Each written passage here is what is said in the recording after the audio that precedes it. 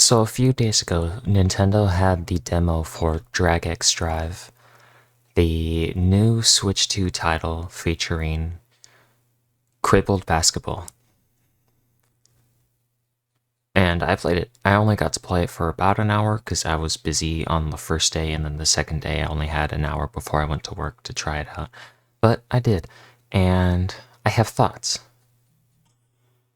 I feel like I say that every time I talk about something. I'm like, I have thoughts. Anyways, so yeah, it's it's very it's kind of difficult to get started because you're using the mouse Joy-Con controls, and this is probably going to be most people's first introduction to full mouse control use, because you may have messed around with DK Artist a bit, but you're only using one and you're actually using it like a mouse. Everything on the Switch 2 has like regular mouse settings, whereas over here you gotta actively move both hands with both Joy-Cons. This game, while I did find it very enjoyable, it will have like the biggest barrier of entry other than like the console price is the the surface area that you have to play the game. For me, I had three locations that I flip-flopped around a little bit. I had my armrests on my chair, my legs, and my desk. Now, I thought that using the armrest would be cool, because it's kind of like in that same wheelchair position. But I think they were a little too far back to use properly, and the sides of the chair that hug the body kind of block my arms, making it not really practical to use. My legs worked well enough because there's enough surface area to drag to get the full speed, but the Joy Cons don't track properly on my legs because the Joy Cons were like sliding off my shorts and going onto my knees, and so they kind of lost tracking a little bit, which made it very difficult to maneuver properly.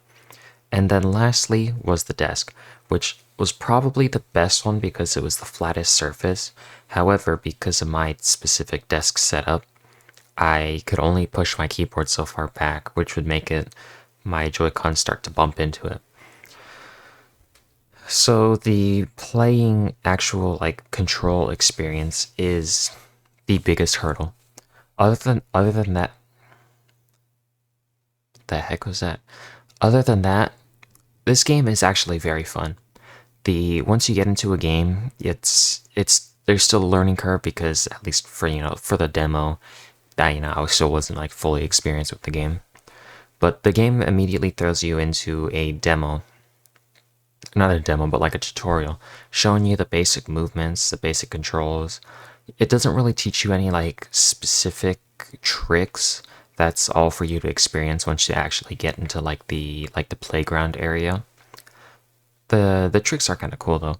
They have a couple different ones. Some of them I was not able to pull off because of my immense skill issue.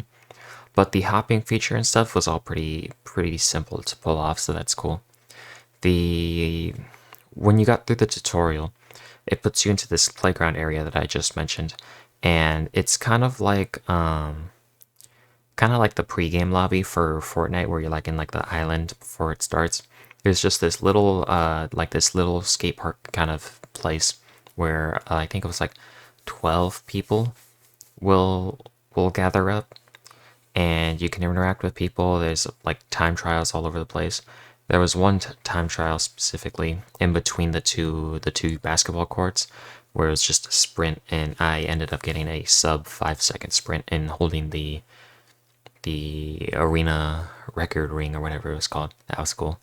But yeah, when you actually get into a game, um, it's 3-on-3 basketball. Years know, it's wheelchair basketball. The hardest part about the actual game after the movement is keeping an eye on the ball, because to move the camera, you gotta press the right button on the well, it's not really a D-pad, but it's the equivalent of the D-pad, and then you can move the camera. But it's kind of difficult because you're trying to watch where you're going, especially when you're wheeling when you're wheeling there yourself, and then you're trying to keep an eye on the ball where it is. And it's a very tricky thing, which I'm sure you can adjust to, but I just didn't have the opportunity to because I didn't have the time. But yeah, the customization, it's kind of very bare bones, but it was cool. There's like a handful of different options for your helmets, for your colors, and for your like characters, like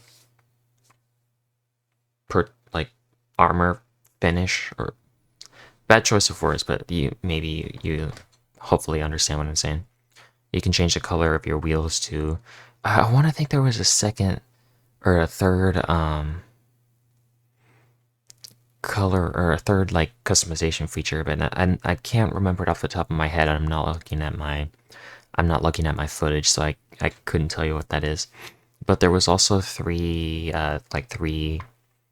classes, so to speak. There's like a lightweight class, which I think was like the defense class, which is like super speedy. There was like the all rounders, which is the one that I stayed with, and then there's like the heavy, which I think was like the offense. I didn't really experiment with that too much. I think for the most part, most people in the arena I was in used the default. But yeah, it's cool. The You can also, since the Joy Cons have the gyro controls in there, you can move your hands in game a decent amount, which allows for silly things like moving your hands up and down for like a pass, or high-fiving your for like a good job after the game, or a dab if you really try to stretch the limits of the Joy Cons. But